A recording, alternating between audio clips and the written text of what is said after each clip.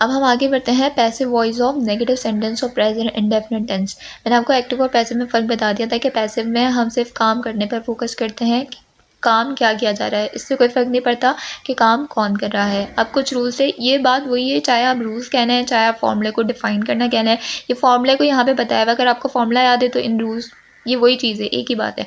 यहाँ पे वही कहने कि कन्वर्ट कर देंगे ऑब्जेक्ट को एक्टिव वॉइस सेंटेंस के किसके अंदर, subject of the passive voice sentence, यानी ऑब्जेक्ट को कन्वर्ट कर देंगे सब्जेक्ट के अंदर। जब हम पैसिव बनाएंगे जो एक्टिव वॉइस के अंदर ऑब्जेक्ट मौजूद होता है उसके किस में कन्वर्ट कर देंगे, सब्जेक्ट के अंदर।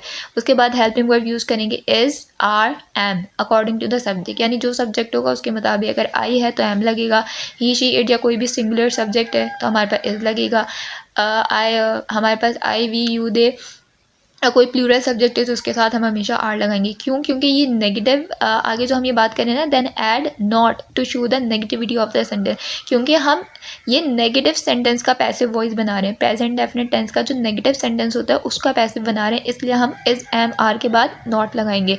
उसके बाद third form of word use करेंगे, then add the word by to show the doer यानी subject, then convert the subject of the active voice sentence into the object of the passive voice sentence. In the end, add the remaining words if there are any in the active voice of the negative sentence. ये वही सारी बातें हैं जो मैंने आपको पिछले video में समझाई थी कि पहले ऑब्जेक्ट को हम सब्जेक्ट के अंदर कन्वर्ट कर देंगे, उसके बाद is, am, are helping verb use करेंगे, और क्योंकि ये नेगेटिव सेंटेंस है तो हम नॉट इस्तेमाल करेंगे। उसके बाद वर्ब की थर्ड फॉर्म, उसके बाद बाय, उसके बाद हम क्या करेंगे, जो एक्टिव वॉइस का सब्जेक्ट था उसे कन्वर्ट कर देंगे ऑब्जेक्ट के अंदर पैसिव वॉइस के, और उसके बाद अगर कोई remaining word active voice sentence के अंदर मौजूद था तो हम वो एंड में लिख देंगे। अब हम यहाँ पे एक्टिव वॉइस सेंटेंस के अंदर जो फॉर्मूला होता है वो होता है सब्जेक्ट प्लस डू या does plus not plus verb की first form plus object.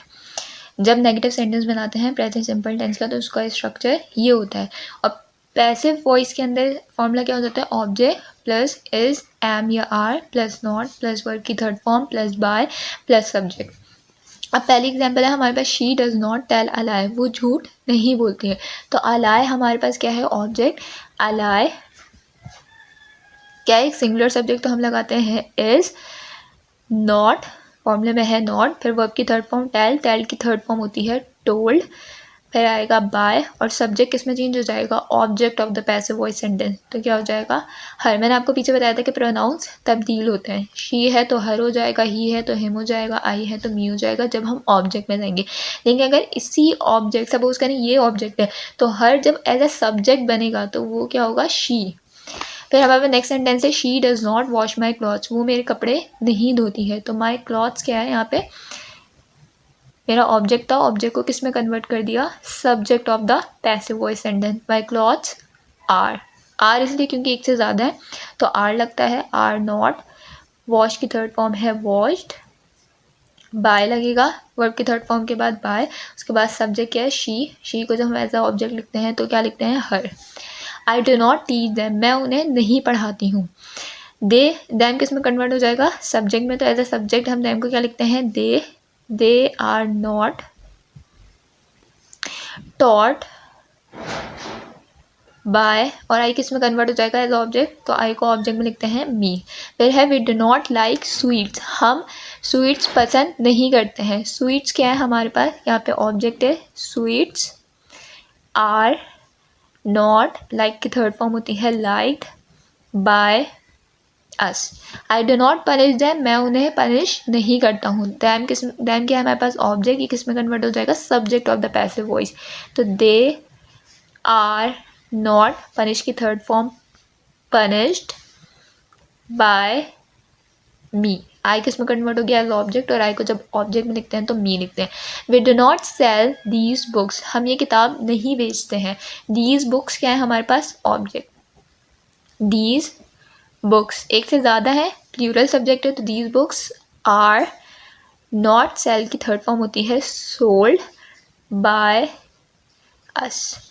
They do not beat me, वो मुझे नहीं मारते हैं, तो मी क्या है हमारा ऑब्जेक्ट, ऑब्जेक्ट किस में कन्वर्ट हो जाएगा, सब्जेक्ट में, I am not beaten, beat की थर्ड फॉर्म होती है बीटन, बाय दैम।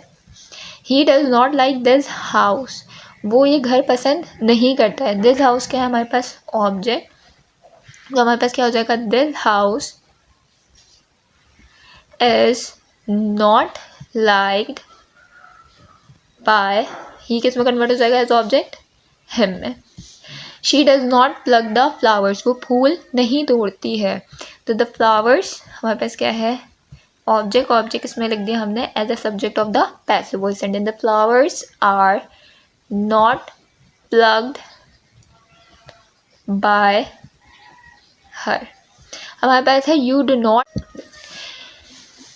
अब हमारे पास ये बहुत आसान है, इसमें भी एक्टिव वॉइस का आपको फॉर्मूला पता होना चाहिए और उसके पैसिव वॉइस का फॉर्मूला भी आपको याद होना चाहिए।